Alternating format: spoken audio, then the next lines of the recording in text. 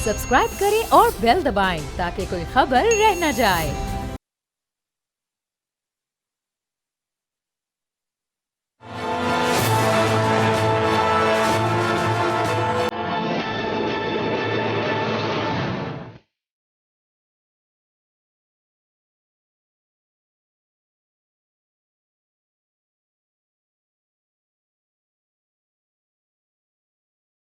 अस्सलाम वालेकुम, मैं हूं अरबाब जहांगीर। आप देख रहे हैं प्रोग्राम तज्ज़िया और आज हम मौजूद हैं कराची के हल्के NA 246 औरंगी टाउन, मंगो पीर, मोमिनाबाद टाउन का ये इलाका है और कराची के चंद गुंजान आबाद तरीन इलाकों में से एक है, लेकिन मसाइल भी यहाँ पर भरपूर हैं। अभी मैं MQM के इस इलाके के मरकज़ी इलेक्शन ऑफिस के बाहर मौजूद हूँ और जिस सड़क पर हम खड़े हैं ये भी कोई पक्की सड़क नहीं है। जिस रास्ते से हम गुजर के आए हैं यहाँ तक पहुँचते पहुँचते कई सड़कें हमने ऐसी देखी जो टूटी फूटी हैं और मसाइल से भरपूर, मसाइल के अंबार इस इलाके में लगे हुए हैं। अभी आपको इस हल्के में हम लेकर जाएंगे, यहाँ पर अंदर चलेंगे। अमीनुल हक साहब मौजूद हैं जो कि NA 246 से MQM के कैंडिडेट हैं और उनके मुकाबले पर यहाँ जमात इस्लामी से हाफिज़ नईमुर रहमान साहब भी हैं। यहाँ पर पीपल्स पार्टी से वसीम अख्तर भी इलेक्शन कॉन्टेस्ट कर रहे हैं। यहाँ पर ANP के नुमाइंदे भी दोस्त मोहम्मद साहब मौजूद हैं मुकाबले पर, तो खासा कड़ा मुकाबला है। 2018 में भी यहाँ पर जब हल्का 251 हुआ करता था, अमीनुल हक ने कामयाबी हासिल की थी। फिर उनके इन 5 सालों में इस इलाके की हालत क्यों नहीं बदली और अब लोग इनको वोट क्यों दें, अंदर चलकर अमीनुल हक से भी पूछेंगे और फिर उसके बाद आपको इस हल्के के मुख्तलिफ इलाकों में लेकर जाएंगे और दिखाएंगे कि लोग यहाँ पर क्या सोचते हैं और 8 फरवरी को लोग किसके हक में फैसला देने वाले हैं। अंदर चलते हैं और बात करते हैं अमीनुल हक साहब से। आइए। हाल है आपके? कैसे हैं, खैरियत से? अल्हम्दुलिल्लाह बिल्कुल ठीक। आप खैरियत से? ज़बरदस्त, अल्लाह का शुक्र, बिल्कुल ठीक। तो अमीन भाई 2018 में भी आप इस हल्के से जीते और 2018 और 2024 में अभी तक इन 6 सालों में इस हल्के में, इन इलाकों में तब्दीली क्या आई है? पहले तो ये बताइएगा कि इस बार वोटर आपको वोट क्यों दें? देखिए 2-3 चीज़ें बड़ी खूबसूरत है MQM के हवाले से। नंबर 1 कि ये MQM का जो टॉप लीडरशिप है या MQM के अरकान कौमी और सूबाई असम्बली होते हैं, UC चेयरमैन होता है या वाइस चेयरमैन या काउंसलर है, ये इन्हीं इलाकों में गलियों मोहल्लों में रहते हैं। तो ये अपने वोटर, अपने सपोर्टर, अपने कारकुनान, अपने अवाम के दरमियान रहते हैं। तो उनकी एक अच्छी बॉन्डिंग, एक अच्छा रिश्ता अब उनके दरमियान कायम रहता है। आपको अच्छा वक्त आए, बुरा वक्त आए, दोनों मरहलों पे ये अपने अवाम के साथ खड़े रहते हैं। तो ये एक अच्छी बॉन्डिंग MQM के साथ है। साथ साथ MQM ने क्या किया कि पिछले मेरा ख्याल है जब MQM के पास इख्तियार रहा है, वसाइल रहा है, MQM ने न पूरे कराची समेत औरंगी टाउन के भी तरक्याती काम कराए हैं और पिछले 4-5 सालों में मैं समझता हूँ करोड़ों रुपए की लागत से औरंगी टाउन के इंफ्रास्ट्रक्चर को बेहतर करने की कोशिश की गई है, जिसमें मैं समझता हूँ कि पानी का मसला हो, सीवरेज का मसला हो या मेटलिक रोड हो, इन तमाम चीज़ों पे काम किया गया है। साथ साथ MQM का जो विजन है कि तालीम के हवाले से भी हमने इसी औरंगी टाउन में वर्चुअल यूनिवर्सिटी कायम करके दी है। 2000 से ज़्यादा बच्चे तलबा और तालबात उसमें इनरोल्ड हैं। IT लैब बना कर दिया है, इसी तरह एक औरंगी मेडिकल कॉम्प्लेक्स भी बना कर दिया। तो मैं समझता हूँ कि यही वजह है कि औरंगी के अवाम जो MQM के साथ इंटैक्ट और इंशाअल्लाह ताला आने वाला जो 8 फरवरी का दिन होगा वो MQM की कामयाबी का दिन होगा। अच्छा, अभी अमीन साहब, क्योंकि हम कटी पहाड़ी से और पूरे मुख्तलिफ इलाकों का यहाँ पर जब दौरा करते हुए है तो कई जगह हमने ऐसा देखा अपने विज़िट में कि सड़कें टूटी फूटी हैं। आपके इस इलेक्शन ऑफिस से बाहर भी अगर हम निकल जाएँ तो ये कोई पक्की सड़क या कोई ख़ास सड़क ऐसी हमें नज़र नहीं आ रही। तो ये इस इंफ्रास्ट्रक्चर के मुस्तहकम ना होने की क्या वजूहत हैं जबकि आप पिछले 5 साल से यहाँ पर मौजूद? देखिए आप माशाल्लाह आपका बड़ा चैनल है और बड़े चैनल के हवाले से पूरे पाकिस्तान के अवाम को बताना चाहता हूँ, उनको पता भी यकीनन है कि 18वीं तरमीम के बाद रोड बनाना, पानी देना, सीवरेज सिस्टम को बेहतर करना, ट्रांसपोर्ट के निज़ाम को बेहतर करना 18वीं तरमीम के बाद ये सिक्काबंद जिम्मेदारी सूबाई हुकूमत की होती है। हाँ, वफाक से जो भी फ़ंड आता रहा है मैं समझता हूँ कि फिर इसके ऊपर ख़र्च किया। वफाक से मेरा ख्याल है कि बहुत ज़्यादा फ़ंड नहीं आता, लेकिन जो भी फ़ंड आया मैं समझता हूँ कि यस औरंगी के अवाम पर, कराची के अवाम पर ख़र्च करने की कोशिश की गई।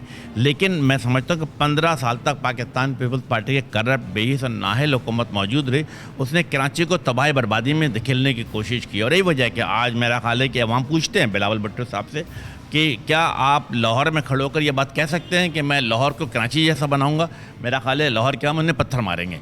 तो यस, हमने कोशिशें की हैं, काविशें की हैं, जो फ़ंड आया है कि इसमें बेहतरी लाया जाए और हमारी ख्वाहिश है कि इंशाअल्लाह ताला आइंदा जो सूबाई हुकूमत इंशाअल्लाह ताला MQM और कोलिजन पार्टनर की आएगी तो हम इन तमाम मसाइल पर काबू पाएंगे। देखिए अमीन साहब, किस बुनियाद पर आप कह रहे हैं कि MQM की और जो आपके कोलिजन पार्टनर्स हैं उनकी हुकूमत आएगी? हम कराची में देख रहे हैं कि 3 सीट्स ऐसी हैं, NA 230, 31, 239, जहाँ पर MQM के उम्मीदवार ही नहीं खड़े।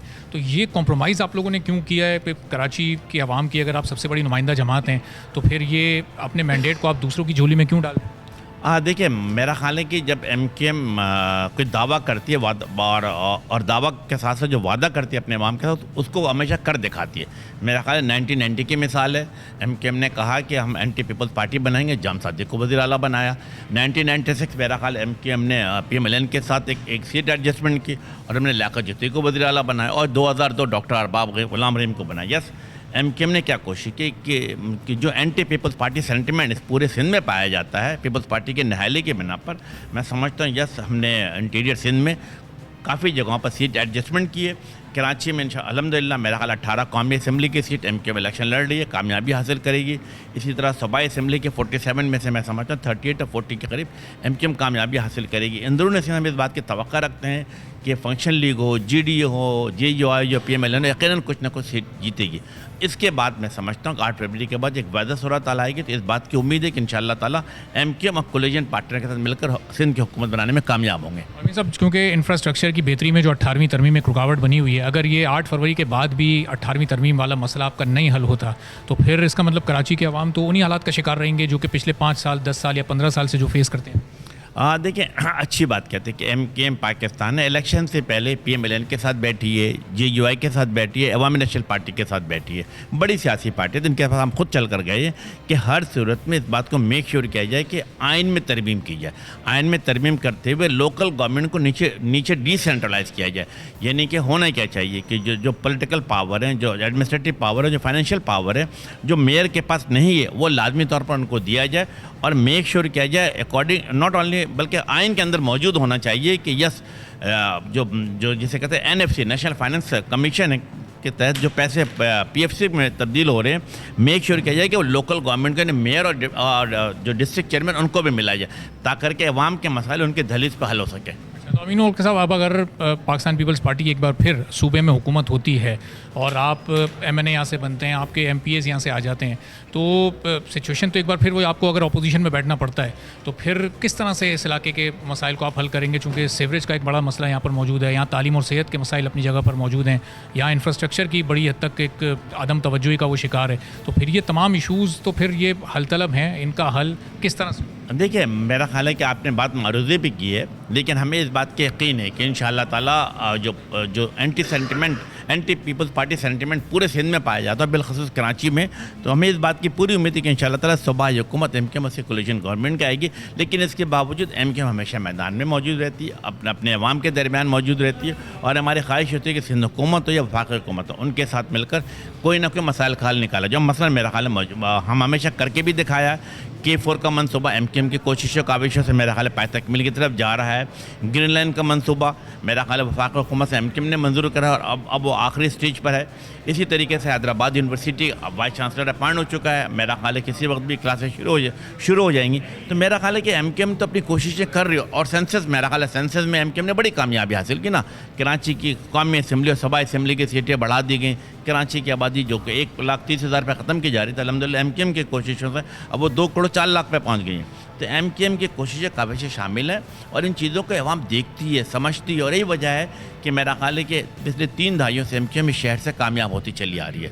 2018 में आपने असलम खान साहब को, यहाँ पाकिस्तान तहरीक इंसाफ से उनका ताल्लुक था, उनको शिकस्त दी। अभी हाफिज़ नईमुर रहमान साहब यहाँ जमात इस्लामी के कैंडिडेट हैं, और अभी जब बल्दियाती इंतखाबात हुए तो बड़ी उन्होंने मकबूलियत हासिल कर ली थी, और ये भी कहा जा रहा था कि वो मेयर भी बन सकते हैं। फिर वो जो कुछ हुआ, आप लोगों ने तो बाइकआउट किया था और नताइज सबके सामने ही है। तो अब इस वक्त आपका मुकाबला इस हल्के में किससे है? आवाम का रिस्पॉन्स कैसा है? और MKM के मद्दे मुकाबले अगर इस हल्के में कोई और है तो वो कौन सी जमात? मेरा ख्याल है कि अगर आप जमात इस्लामी को देखते हैं तो जब 2002 में MKM ने बाइकआउट किया, तो MKM के बाइकआउट के खैरात पे नेमतुल्लाह खान साहब मेयर बनते हैं, और फिर समझते हैं कि 15 जनवरी 2023 MKM ने बाइकआउट किया, तो उसके खैरात पे जहाँ मुर्तज़ा वहाब साहब मेयर बनते हैं, हाफिज़ नईमुर रहमान साहब भी मुंतखब हो जाते हैं। जबकि वाज़ह है कि शहर में पिछले 3 दहाइयों से तमाम सियासी पार्टियों को MKM हराती चली आई है। जहाँ तक कराची का ताल्लुक़ है, औरंगी टाउन का ताल्लुक़ है, मैं समझता हूँ MKM के किसी सियासी पार्टी के साथ कोई मुकाबला नहीं है। MKM का अपना मुकाबला उसके परसेप्शन के साथ है, और इम्पॉर्टेंट बात की कि MKM अपना जो उसका जीत का मार्जिन है उसको कैसे बेहतर करती है। 2018 में MKM इंतहाई क्राइसिस में थी, लेकिन इसके बावजूद जो मार्जिन था वो तकरीबन जमात इस्लामी और हमारा तकरीबन 40,000 का मार्जिन था। तो मैं समझता हूँ कि इंशाअल्लाह ताला MKM जो अपने अवाम के साथ जुड़ी हुई है, बिलखसूस हमारे अरकान कौमी, मैं मेरे समेत मेरे अरकान सूबाई असम्बली, यूसी के चेयरमैन, वाइस चेयरमैन, कौंसल जिस तरह अवाम के साथ जुड़े हुए थे, इंशाअल्लाह ताला औरंगी के अवाम उन पर एतबार करेंगे, एतमाद करेंगे और इन तमाम सियासी पार्टियों को मुस्तरद करेंगे। कुछ हमने इस तरह के वाक़यात भी वो इस हल्के में नहीं लेकिन दीगर हल्कों में देखे कि नाखुशगवार वाक़यात पेश आए, आपके लोगों की जानें भी इसमें गई, इलेक्शन अफसर पे खड़े हैं। तो ये ओवरऑल इस हल्के के हालात कैसे हैं, जो इस वक्त ओवरऑल माहौल है कराची का, इलेक्शन के लिए मुनासिब है, लेवल प्लेइंग फील्ड की कहीं कोई जिस तरह दूसरी जमातों को शिकायत है, आपको तो नहीं है? हाँ देखिए, MKM पाकिस्तान तो शुरू दिन से लेवल प्लेइंग फील्ड का मुतालबा करती चली आ रही है। उसके हवाले से MKM का वफ़द जो है डॉक्टर खालिद महमूद सिद्दीकी के सरबराही में पहले वज़ीर-ए-आज़म से मुलाकात की, फिर सिंध की केयर टेकर गवर्नमेंट को मुलाकात की। MKM के साथ तो मैं साफ नज़र आ रहा है कि ज़्यादती करने की कोशिश की जा रही है। क्या होता है, मेरा ख्याल है कि पिछले 15 साल पीपल्स पार्टी की हुकूमत रही। जिस डिप्टी कमिश्नर के लड़काना में ड्यूटी से उसे कराची भेज दिया गया, जिस SSP की ड्यूटी कराची में थी उसको लाकर हैदराबाद भेज दिया गया। तो अफसरान कौन है? वही पाकिस्तान पीपल्स पार्टी के। MKM सिंपल सी बात कहती है कि यस, MKM को भी लेवल प्लेइंग फील्ड दी जाए। और जो पिछले, मैं समझता हूँ कि 1 महीने के अंदर MKM के 6 कारकुनान शहीद किए गए।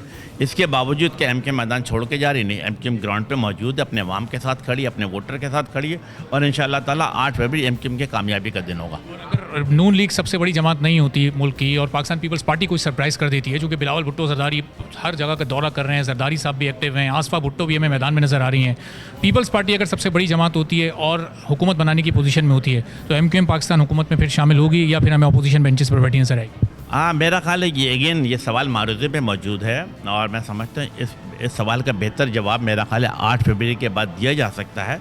ताहम की हत्तुल इम्कान कोशिश होगी कि वो तमाम चीज़ें जो अपने वोटर और सपोर्टर के लिए बेहतरी होगी उसी हिसाब से फैसला करेगी। अभी जो तलखी हमें नज़र आ रही है वो MKM और पीपल्स पार्टी के दरमियान ज़्यादा नज़र आ रही है। आप लोग उनके खिलाफ बात कर रहे हैं और इल्ज़ामात लगा रहे हैं, वो आप पर इल्ज़ामात लगा रहे हैं, तो ये तलखी इतनी तो नहीं बढ़ जाएगी कि आगे पॉइंट ऑफ नो रिटर्न पर मामला पहुँच जाए? नहीं, MKM को इल्ज़ामात की सियासत नहीं करते, बल्कि MKM क्या कह रही है? MKM ये कह रही है कि हमें साफ नज़र आ रहा है कि MKM के साथ ज़्यादती करने की कोशिश की जा रही है। क्या किसी और पार्टी कोई कारकुन हलाक हुआ? नहीं, MKM के 6 कारकुनान हलाक हुआ। इसका मतलब MKM इस शहर की सबसे बड़ी सियासी पार्टी होने के नाते इसको टारगेट किया जा रहा है। और MKM तो चूँकि एक जमहूरियत पसंद सियासी जमात है, MKM में तमाम फैसले मशावरत से होते हैं। इलेक्शन के बाद MKM की राब्ता कमेटी बैठेगी, मशावरत करेगी और फैसला करेगी कि क्या हुकूमत साजी में शरीक होना या नहीं होना है। अमीनुल हक साहब, आखिरी सवाल कि ये 19 सीटों में से जिस पे आपके कैंडिडेट्स खड़े हैं, कितनी सीटें MKM जीतने में कामयाब हुई? देखिए, हमें इस बात की पूरी उम्मीद है कि इंशाअल्लाह ताला इस शहर कराची से कौमी असम्बली के 17 से 18 सीटें MKM पाकिस्तान जीतेगी। इसी तरह सूबाई असम्बली है, मेरा ख्याल है 47 सीट है। हमें उम्मीद है कि 38 से लेकर 40 MKM पाकिस्तान जीतेगी। Thank you so much mean भाई, बहुत बहुत शुक्रिया। तो अमीनुल हक साहब की आपने गुफ्तगू सुनी, जो कैंडिडेट हैं MKM पाकिस्तान के यानी 246 से, और गुज़िश्ता इलेक्शन में भी यही कामयाब हुए थे। अब ज़रा हम चलते हैं इस इलेक्शन ऑफिस से बाहर और इस इलाके के, इस हल्के के लोग क्या सोच रखते हैं, क्या वो भी अमीनुल हक को कामयाब कराने का इरादा रखते हैं या फिर किसी और जमात के हक़ में यहाँ पर ज़्यादा लोगों की राय पाई जाती है। तो ज़रा बाहर चलते हैं और देखते हैं कि बाहर लोग क्या सोच रहे हैं। आइए।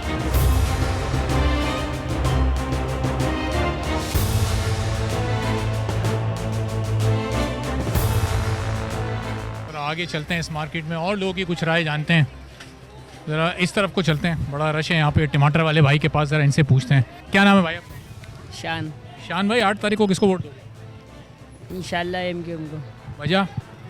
बस 18 में दिया था? नहीं, 18 को नहीं दिया था, ये 18 को अभी NIC अभी बना है। 8 तारीख को किसको वोट देंगे सर? अभी तक तो सोचा नहीं किसको देना, लेकिन देंगे सिर्फ MKM को। 2018 में किसको दिया था? MKM को। काम आया है, ज़ाया हो गया? 18 में तो काम आए हैं और इससे पहले भी काम आता है।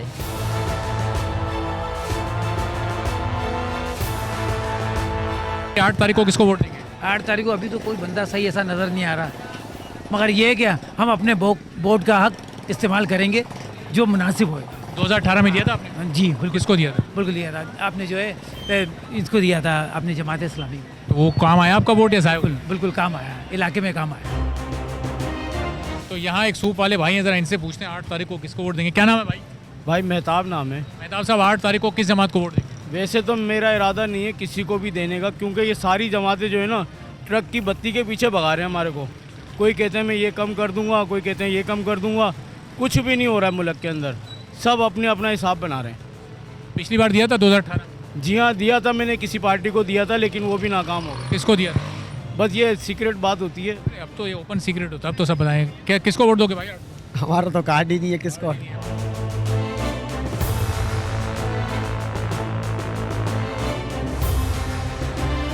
आए जनाब, जरा यहाँ रोटियाँ लग रही हैं गरम गरम, इनसे पूछते हैं बड़े साहब से। अस्सलाम वालेकुम, क्या नाम है सर?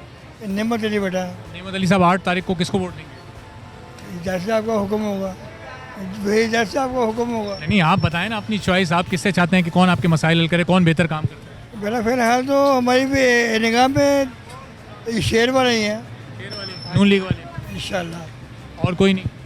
हमारी निगाह में कोई नहीं होगा। सोचा नहीं है अभी कुछ। काम पे सुबह 9 बजे जाते हैं, 8 बजे अभी आए, क्या सोचे बंदा। एक बुजुर्ग शहरी भी यहाँ मौजूद है, इनसे ही पूछते हैं ज़रा। अस्सलाम वालेकुम। वालेकुम सलाम। क्या नाम है यार? अब्दुल करीम। अब्दुल करीम साहब, 8 तारीख को किस जमात को वोट देंगे? ये तो भाई नहीं बता सकते हम, जिसको देखेंगे किसको देना वोट। 2018 में दिया था आपने? वोट तो हम देते हैं, मगर किसको दिया था 18 में? ये बात बताने की नहीं होती। मेरे भाई जिनको देना था वो दे दिया। अच्छा, वैसे सबसे बेहतर कौन है आपकी नज़र में, जितनी भी जमातें अभी हैं? हमारी नज़र में सारे ही बेहतर हैं, हम खुद बुरे हैं। किसी को भी नहीं देंगे, क्यों, वजह? बस किसी पे भी उम्मीद नहीं है। ना उम्मीद ही है भाई। एक अंकल और खड़े हैं यहाँ ज़रा। अस्सलाम वालेकुम। वालेकुम सलाम। किसको वोट देंगे 8 तारीख को? 8 तारीख को वोट उसको देंगे जो हमारे काम आएगा। वो तो बाद में आएगा ना काम, आप जब लेके आएंगे। आपकी चॉइस क्या? वो तो जब हम वोट बॉक्स के पास जाएंगे जब ही डाल देंगे पिछली बार दिया था? इंशाल्लाह। हाँ बिल्कुल। किसको दिया? पिछली मरतबा उर्दू स्पीकिंग को दिया था। MKM। काम आया जाए? काम ज़ाया क्या हो गया, बस दुनिया की नज़र लग गई।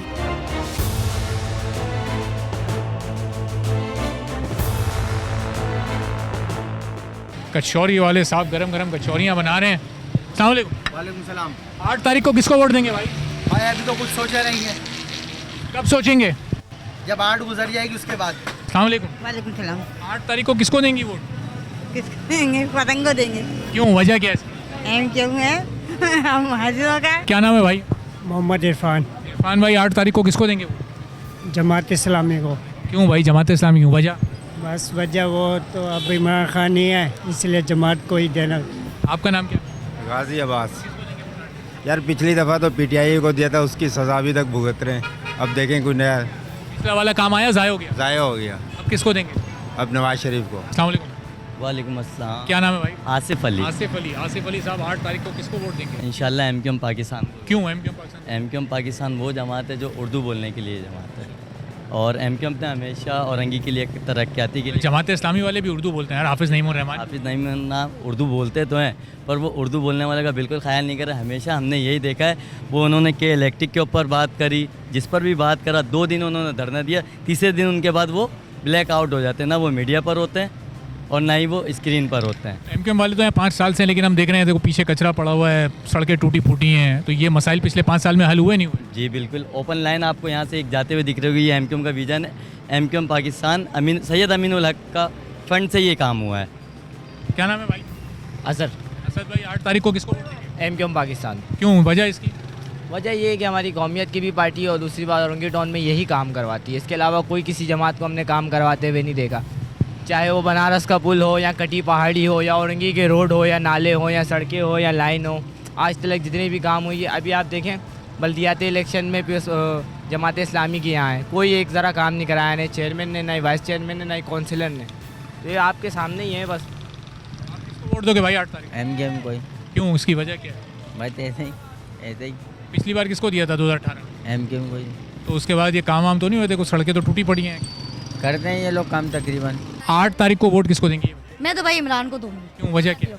बस भाई जो भी ईमानदार बंदे को देना चाहिए, सारे माफिया बैठे हुए हैं यहाँ पर, बाकी सबके बेईमान? ठीक है ना, सब बेईमान है। क्या नाम है जनाब? इमरान। इमरान भाई, 8 तारीख को किसको देंगे वोट? जमात इस्लामी। और वजह क्या है इसकी? वो काम करती हुई आई है, और अच्छा भी है कि जमात इस्लामी को हम वोट दें। उसकी वजह ये है कि वो काम करती है। अपने क्या नाम है भाई? इमरान भाई। इमरान भाई, 8 तारीख को किसको वोट देंगे? मैं उसको दूंगा, नवाज शरीफ को। क्यों, वजह क्या है नवाज शरीफ को देंगे? उसने बहुत अच्छा करा था पहले। आओ जरा और भाइयों से पूछते हैं, दूध पी रहे हैं अंकल। क्या नाम है जनाब? मोहम्मद इब्राहिम। इब्राहिम साहब, 8 तारीख को वोट किसको देंगे?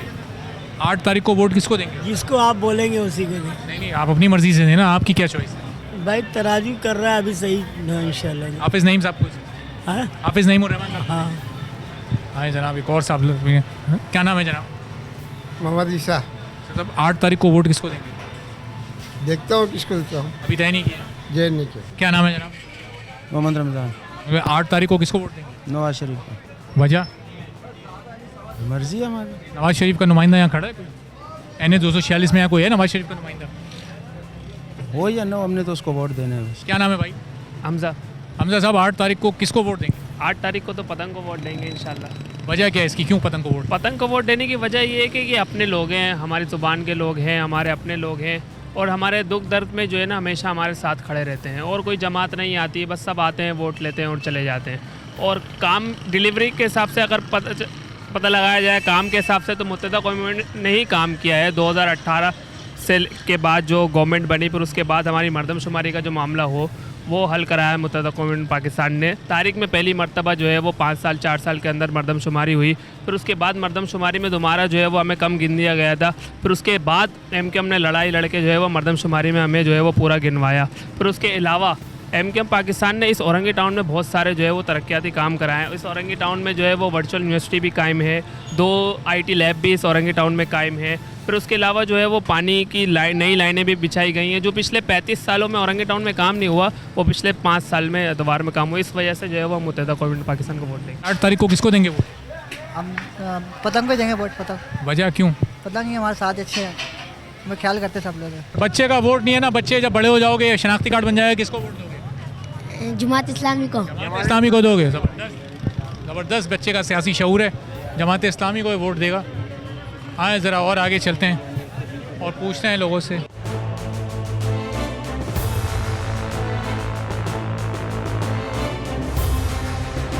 क्या नाम है जनाब?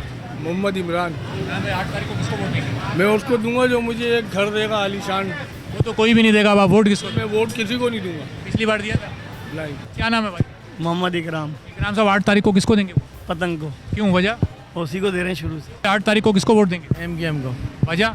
वजह क्या, सारे काम वही कर रहे हैं और कौन कर रहा है यहाँ पर हमारे इलाकों में। तो पानी भी अभी वही दे रहे हैं, बिजली भी वही दे रहे हैं, काम भी जितने भी हो रहे हैं सारे वही कर रहे हैं। अमीनुल हक साहब। अस्सलाम वालेकुम। वालेकुम अस्सलाम। क्या नाम है जनाब? मेरा नाम हाजी आबिद है। हाजी आबिद साहब, 8 तारीख को वोट किसको देंगे? इंशाल्लाह जो हकदार होगा उसको ज़रूर देंगे और इंशाल्लाह इस दफ़ा सोचा है कि हकदार को तलाश करें कि सबसे जो बिल्कुल कराची के लिए, इस मुल्क के लिए जो बेहतर होगा इंशाल्लाह उसको वोट देंगे। 2018 में किसको दिया था? मैंने 2018 में वोट नहीं दिया था। जब मैं वहाँ गया था तो मुझे पता चला जी, उन्होंने कहा जी आपका तो वोट कास्ट हो गया। लेकिन इस दफ़ा इंशाल्लाह मैंने ये सोचा है कि मैं वोट एक अमानत है और वो मुल्क और कौम के लिए, खैरख्वाही के लिए अच्छे नुमाइंदे को ही इंशाल्लाह दूंगा। 18 में आप जब गए तो किसको वोट देने गए थे? उस वक्त भी मैं जो है वो इसी तरह से एक अच्छे इंसान को देने गया था।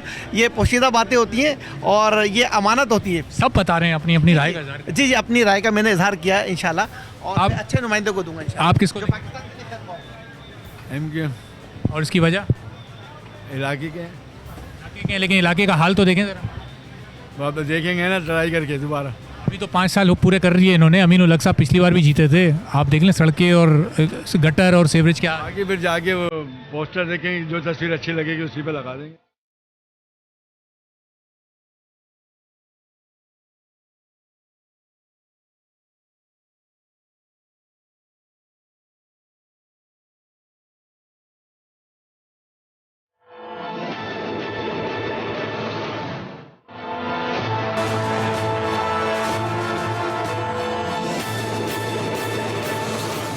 एक बार फिर आपको प्रोग्राम में खुशामदीद कहेंगे और ब्रेक से पहले आपने NA 246 की सूरत हाल देखी। इलेक्शन का माहौल है, लोग अपनी अपनी राय का इजहार कर रहे हैं कि किस जमात को वो इलेक्शन में वोट देने वाले हैं। और इसी इलेक्शन के माहौल में पोलिंग डे से 2 रोज़ पहले यानी आज के दिन यौम यकजहती कश्मीर भी पाकिस्तानी कौम ने मनाया और पूरे अज़म के साथ, पूरे वलवले के साथ मनाया कि आने वाले दिनों में मकबूजा कश्मीर के लोगों को यकीनी तौर पर आज़ादी मिलेगी। और जो तहरीक इस वक्त वहाँ पर जारी है, जिस तरह से वो जिद्दोजहद आज़ादी में मसरूफ़ अमल हैं, तो एक न एक दिन दिन आज़ादी का सूरज ज़रूर कश्मीर में तुलू होगा, लेकिन वो कब होगा और ये गुज़िश्ता 75-76 साल में जो भारत जिस तरह से जुल्म बर्बरियत के पहाड़ उन पर तोड़ चुका है, ये सिलसिला कब रुकेगा, दुनिया की नज़रें इस पर कब खुलेंगी, या फिर दुनिया ने ना चाहते हुए भी या चाहते हुए भी अपने माशी मफादात की खातिर इंसानी हुकूक की पामालियों को नज़रअंदाज कर रखा है। अब इसकी क्या वजूहात हैं और पाकिस्तान को इसमें आगे आने वाली हुकूमत को कितना मौसर किरदार अदा करने की ज़रूरत है, इसी पर हम गुफ्तगू करेंगे। कमर चीमा साहब क़ौमी उमूर हमारे साथ मौजूद हैं, ब्रिगेडियर रिटायर्ड गजनफर साहब हमारे साथ मौजूद हैं। ब्रिगेडियर साहब बहुत शुक्रिया, कमर चीमा साहब बहुत शुक्रिया प्रोग्राम के लिए आपने वक्त निकाला। कमर चीमा साहब पहले ज़रा ये फरमा दीजिएगा कि ये एक और 5 फरवरी आ गया, एक और हमने यौम यकजहती कश्मीर मना लिया, ये 5 फरवरी, उसके बाद 5 अगस्त, फिर 27 अक्टूबर, ये जो बकिया 362 दिन हैं, इसमें क्या करने की ज़रूरत है पाकिस्तान को और आलमी सतह पर किस तरह से इस मामले को रखा जाए कि कुछ तो बेहतरी आ सके कश्मीरियों के हालात में? बहुत शुक्रिया, बड़ी अच्छी बात आपने की कि ये 3 दिनों के अलावा भी हम कश्मीरियों के लिए कुछ कर रहे हैं। मैं आपको आज की बात बताता हूँ कि इस वक्त पाकिस्तान के अंदर पॉलिटिकल कैंपेन चल रही है और मैंने सुबह देखा नवाज शरीफ साहब को कि वो मरी में खिताब कर रहे थे। मैंने सारा खिताब उनका सुना है, कश्मीर के लिए एक लफ्ज़ नहीं था। ये हमारी पॉलिटिकल पार्टीज़ जब अपोजिशन में होती हैं तो कश्मीर की बात ही नहीं करती, जब हुकूमत में आती हैं तो स्टेट प्रोटोकॉल होता है, ज़रूरियात होती हैं तो आप कश्मीर पे बोलना शुरू कर देते हैं।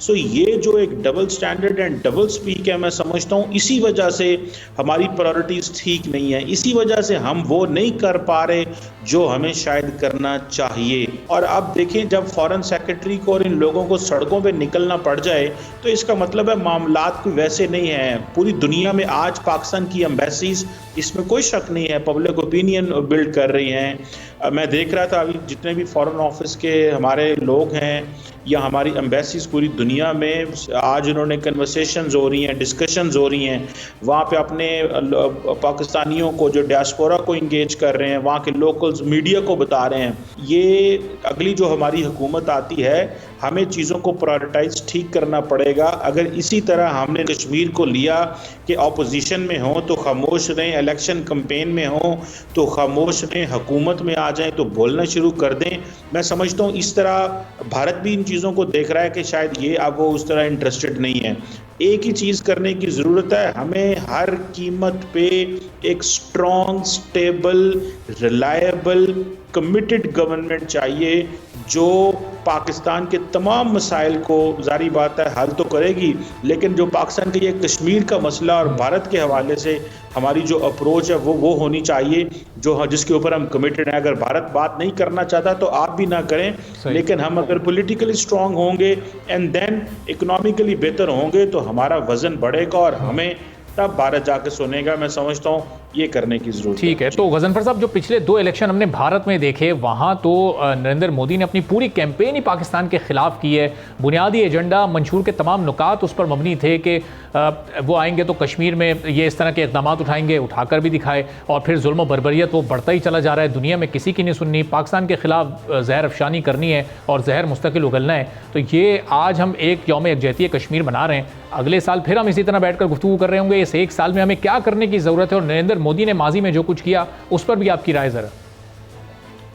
बात यह कि चीमा साहब ने आखिर में एक बड़ी इंपॉर्टेंट बात कही है कि जो politically stable and economically progressive मुल्क होगा तब चीज़ें होंगी। तो ये दोनों चीज़ें जो है, पॉलिटिकल स्टेबिलिटी और इकनॉमिक एमेंसिपेशन जो है, वो आने वाले सालों में तो मुझे नज़र आ नहीं रही। दूसरी बात यह है कि इंडिया के अंदर जो कुछ हो रहा है, और अगर आपने मादी में तो जो कुछ नरेंद्र मोदी ने किया वो आपको पता है, और कश्मीर का जिस तरह स्टेटस 35A चेंज करके जो कुछ किया और उसको इंडिया में जम किया वो भी सबके सामने है, और वो अब बड़े उसके ऊपर स्ट्रांगली वहाँ पे डेमोग्राफिक स्ट्रक्चर चेंज कर रहे हैं। यानी जम्मू में और वैली में ख़ास तौर पे जहाँ पे मुसलमानों की अभी भी परसेंटेज ज़्यादा है, वहाँ वो वोट परसेंटेज को इस तरह चेंज कर रहे हैं कि अगर 1 लाख की कॉन्स्टिट्यूंसी के लिए 1 हिंदू वोट है तो वो मुसलमानों के लिए 1,50,000 की कॉन्स्टिट्यूंसी में एक मुसलमान वोट डाल रहे हैं,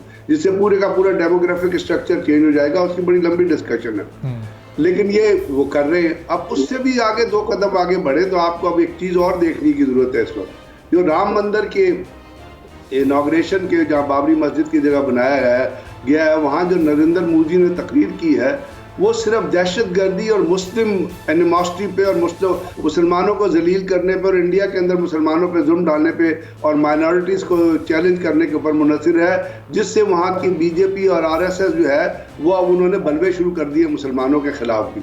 यानी उसने कहा कि जी उसने वही चीज़ जो आरएसएस की प्रीफेज में लिखी हुई थी उनकी किताब में, जब आरएसएस बनी थी मुसोलिनी और हिटलर के ख्यालात से मुतासर होके, तो उन्होंने लिखा था कि जी इंडिया के अंदर जो लोग रहेंगे वो हिंदू होंगे और बाकी जो लोग रहे हैं उनको कन्वर्ट करना पड़ेगा। तो अभी नरेंद्र मोदी ने क्या कहा, उसकी लाइन आपको याद होगी, उसने कहा कि इंडिया में जो रह रहा है वो इंडिया के रिलीजन को कबूल करे और अगर उसको इंडिया की फेथ कबूल नहीं है तो उन ममालिक में चला जाए जहाँ की फेथ के मुताबिक वो रहना चाहता है। ये है अब एटीट्यूड इंडिया का। उसने खुल के वो जो एक्सट्रीमिस्ट एलिमेंट है उनका साथ दिया है। अब जब वो एक्सट्रीमिस्ट एलिमेंट और जो दहशतगर्द उसके पीछे खड़े हैं तो वो कश्मीर के सोल्यूशन की तरफ किस तरह जाएंगे। और उस कश्मीर के सोल्यूशन के ऊपर एक और चीज याद रखिएगा जो बड़ी जरूरी है जी। वो है गजा में जो कुछ आज हो रहा है, जहाँ पे 27,000 फलस्तीनियन को शहीद किया जा चुका है और अभी तक जो बाइडन जैसा हिटलर जो है और नेतन्याहू जैसा मुसोलिनी जो है वो पीछे हटने को तैयार नहीं और जो बाइडन उसको सपोर्ट कर रहा है। यानी जो दुनिया में दहशतगर्दी के लिए अमेरिका जो है वो सबसे बड़ा मुजरिम है। वो दहशतगर्दों को हथियार देता है, वो लोगों को मरवाता है, वो लोगों को कत्ल करता है, वो दहशतगर्दी को फाइनेंस करता है। अब ये कल्चर बन गया इस वक्त दुनिया का। लेकिन अभी जो हमने ये देखा, जिस तरह जो बाइडन ने अपना दौरा भारत उनके यौम जमहूरिया के मौके पर उन्होंने उससे माजरत की, वो नहीं गए, वहाँ पर क्वाड की मीटिंग भी नहीं हुई। तो अब भारत और अमेरिका के क्या ताल्लुकात कुछ कशीदगी की तरफ जा रहे हैं और इसका कहीं कोई फ़ायदा क्या कश्मीर कॉज को हासिल हो सकता है? ज़रा इस पर पहले आप कमर चीमा साहब अपनी राय का इज़हार कर दीजिएगा, फिर ब्रिगेडियर साहब यही नुक्ता मैं आपकी तरफ भी लेकर आता हूँ। जी कमर साहब।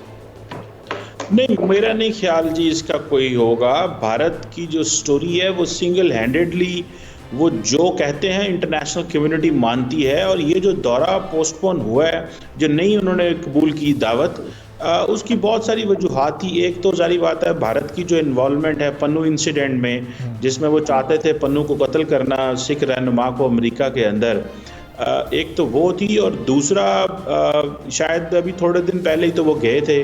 तो अमेरिकी सदर का ये कोई प्रोटोकॉल नहीं है कि हर 2-3 महीने बाद वो एक दूसरे मुल्क में जाएं। शायद वो समझते थे कि ये ज़्यादा एडवाइजेबल नहीं है। और उसके साथ साथ अगर आप देखें तो अमेरिका जो है वो इंडिया को ड्रोन्स दे रहा है और बहुत कुछ दे रहा है। सो ये चीज़ें जो हैं वो अभी $4 बिलियन के ड्रोन्स उन्होंने अप्रूव किए हैं उनके।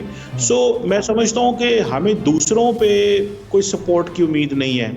इंटरनेशनल कम्युनिटी के पास तो इतनी अब ताकत भी नहीं है कि वो भारत और पाकिस्तान को कह सकें कि टेबल पे बैठे। अच्छा। अब जो स्ट्रेटेजिक कैलकुलस है वो बिल्कुल बदल चुका है इस खित्ते में। अब वो चीज़ें नहीं रही जो माजी में हुआ करती थी। माजी में ये था कि भारत और पाकिस्तान को जब इंटरनेशनल कम्युनिटी और पावरफुल प्लेयर्स कहते थे तो बैठ जाते थे। आज भारत उनकी बात नहीं सुनता। सो पाकिस्तान को इस हवाले से दिक्कत ज़रूर है कि कोई ऐसा प्लेयर हमारे वो करीब नहीं है। सो मैं समझता हूँ कि कुछ ऐसा नहीं है जी। ठीक है, तो ब्रिगेडियर साहब ये अब ज़ाहिर है कि दुनिया के माशी मफादात जुड़े हुए हैं भारत के साथ और एक जानिब कश्मीर में हम इंसानी हुकूक की पामाली देख रहे हैं, तो दुनिया के लिए इस वक्त माशी मफादात की ज़्यादा अहमियत है बनिस्बत के वो इंसानी हुकूक की पामालियों की तरफ थोड़ी तवज्जो दें। देखिए दुनिया की जो ओरिएंटेशन है ना वो चेंज हो रही है। अभी जैसे ब्लॉक्स का जिक्र है, दुनिया में ब्लॉक्स बन रहे हैं, उसके बाद मिलिट्री कनेक्टिविटी हो रही है, उसके बाद आपने देखा कि बहुत सारे ऐसे हैं जो बाइपोलरिटी से यूनिपोलरिटी से भी ट्राइपोलरिटी की तरफ चीज़ें मूव कर रही हैं। रशिया और चाइना जो है वो ग्रो कर रहे हैं और चाइना बहुत ज़्यादा ग्रो कर चुका है। अमेरिका जो है वो फेयरफुल है, वो भारत को जिस तरह उनका हथियार दे रहे हैं और उनका डिफेंस पैक्ट है। तो इस तमाम चीज़ों में चीज़ जो है वो माशियात से भी आगे निकल गई है। ज़रूरी है, सही कह रहे हैं आप, माशी इंटरेस्ट जो होते हैं वो बहुत ज़्यादा ज़रूरी होते हैं कि इंडिया की बहुत बड़ी मार्केट है और उसको जो है वो अमेरिका भी देखता है और बाकी ताकतें भी देखती हैं। लेकिन इजराइल तो इतनी बड़ी मार्केट नहीं है ना, उसको क्यों इतने सारे हथियार दिए जा रहे हैं? इस वक्त है ये जो चीज़ है ना, ये डोमिनेंस की, चीज़ है कि वर्ल्ड पावर को, वर्ल्ड इश्यूज को कौन डोमिनेट करता है। अमेरिका के पिलर्स हैं, वो कहते हैं ना 4 पिलर्स ऑफ द डोमिनेशन, जो अमेरिकन जो है एशिया के से रिलेट करके, मिडिल ईस्ट से रिलेट करके, यूरोप से रिलेट करके, साउथ चाइना सी से रिलेट करके कहता है, तो वो इन डोमिनेटिंग एरियाज में किसी को घुसने की इजाज़त नहीं देना चाहता। और आज जो कुछ गजा में हो रहा है वो इसी वजह से हो रहा है। हम एक कश्मीर को हमने एक टॉकिंग पॉइंट बनाया हुआ है, Kashmir has to go more than the talking point. अगर आज अमेरिका जो है वो गजा में इजराइल को हथियार दे रहा है कि इजराइल किसी तरह डोमिनेट करे अरबों को और पैलेस्टीन को, ये है जो मदद चाहिए होती है, ये है जो फिजिकल आप किसी की राइट ऑफ सेल्फ डिटर्मिनेशन। बहुत बहुत शुक्रिया ब्रिगेडियर गजनफर साहब, कमर चीमा साहब थे। दोनों मौजूद मेहमानों की गुफ्तगू आपने सुनी। सियासी इस्तेहकाम आएगा, एक मजबूत हुकूमत आएगी तो एक मजबूत बयानिया दुनिया के सामने मसले कश्मीर को लेकर रखा जा सकेगा। आज के प्रोग्राम से इजाज़त दीजिए, अल्लाह।